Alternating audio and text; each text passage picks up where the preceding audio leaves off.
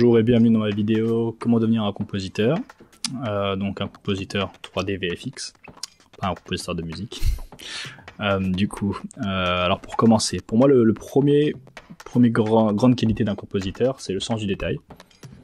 Donc le sens du détail, pourquoi? Parce qu'en fait c'est une personne qui va être à la fin du processus de 3D ou de shooting du plate, et qui va être la personne qui livre, donc qui va être responsable du coup de la lumière finale, du dernier cadrage, dernière composition, des dernières décisions en fait. Donc on va lui donner un temps qui va être assez variable et qui va lui permettre de pouvoir livrer ce shot. Du coup le sens du détail, parce que on va prendre en compte tout ce qui se passe dans l'image, on va essayer de l'améliorer. Donc il y aura aussi des phases de cleaning, cleaning de plate, donc ça peut être de la rotoscopie, du clean pur et dur, plus technique en fait de 2D de cleaning de compositeur, avec le tracking, des choses comme ça. Et il y a aussi la partie plus 3D, donc le mélange des images, des modes de fusion, pour arriver avec des bases de beauty, spéculaire, roughness, des choses comme ça, pour arriver à faire une image sympa. Donc le conseil pour moi, c'est de faire de la photo, de la vidéo. C'est important d'avoir un appareil, d'aimer prendre des photos, prendre des vidéos, des choses de quoi vous êtes sensible, pour s'entraîner en fait à travailler son œil, travailler son sens de plein de choses, de lumière, de couleur, de cadre, d'avoir un sens de la cinématographie aussi, savoir un peu ce qui se passe dans le monde du film, pouvoir se référencier à ce qui se passe dans un film pour pouvoir ensuite l'appliquer, ou pour au moins avoir des références par rapport à des choses qui vous ont plu ou des choses qui ont marché. Et aussi du coup ne pas négliger les mathématiques. Donc les mathématiques pour un compeur, c'est quand même quelque chose d'assez important, parce que toutes ces formules de mode de fusion, de manière de travailler sur du comp sont liées aux mathématiques, comme tout en 3D aussi, mais dans le compo on peut plus facilement l'appliquer sur des choses simples comme les modes de fusion, les notes de merge, des choses comme ça, où il y a plein de notions mathématiques à connaître qui sont pas spécialement très complexes. Et ensuite pour faire du code qui peut aussi aider à comper plus rapidement en ayant des scripts, des outils plutôt utiles. Et ensuite par rapport au poste de compositeur, il faut aussi avoir une bonne gestion du stress, gestion de la pression.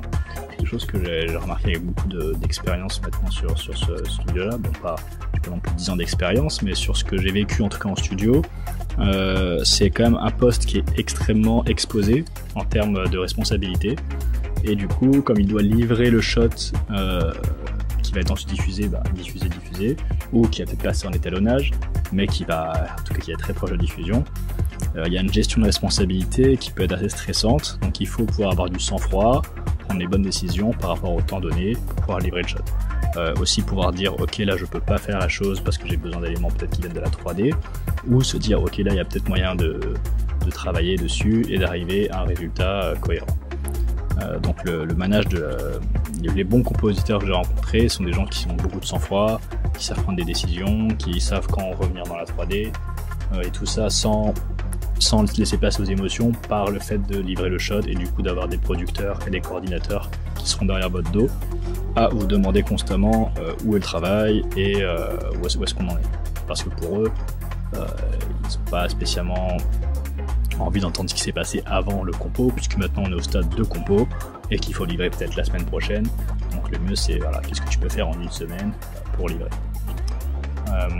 Donc ça va avoir aussi un bon sens d'autocritique pour pouvoir arriver à livrer ses plans et à pouvoir augmenter la qualité de ses images avant même de montrer à quelqu'un, un supérieur, quelque chose comme ça, pour pouvoir savoir quand est-ce qu'il faut travailler son image. Constamment apprendre, constamment lire, bouquiner des choses autour du conte, du cinéma, c'est toujours utile. Avoir une bonne routine en tout cas d'autodiscipline, d'éducation, de travail autour du compo. Et voilà, et puis je pense que c'est un peu tout. se cibler sur le détail, photo, lumière, la composition. Le compositeur, c'est aussi la composition de l'image. Et voilà, c'est des choses qui dans mon programme, du coup, je vais, on va dire, étape par étape mettre en avant. Puisque c'est aussi la fin un peu du programme, puisque c'est le moment où on va livrer l'image, donc c'est souvent à la fin du programme où on se dit ok, là on va commencer à apprendre le compositing, comment faire. Les logiciels principalement sont Nuke, on a la version gratuite avec Natron, des versions comme Fusion ou After Effects, dans certains studios qui sont peut-être un peu plus petits, parce que Nuke c'est quand même des licences assez chères, donc tu n'en trouveras pas partout, mais à partir d'un certain niveau ou un certain budget, Nuke est quand même assez standardisé. Donc surtout apprendre Nuke dans mon programme pour arriver à faire une livraison, déjà pour apprendre à nettoyer un plate, traquer, apprendre à faire tout ce qui est autour du retravail d'une image 3D,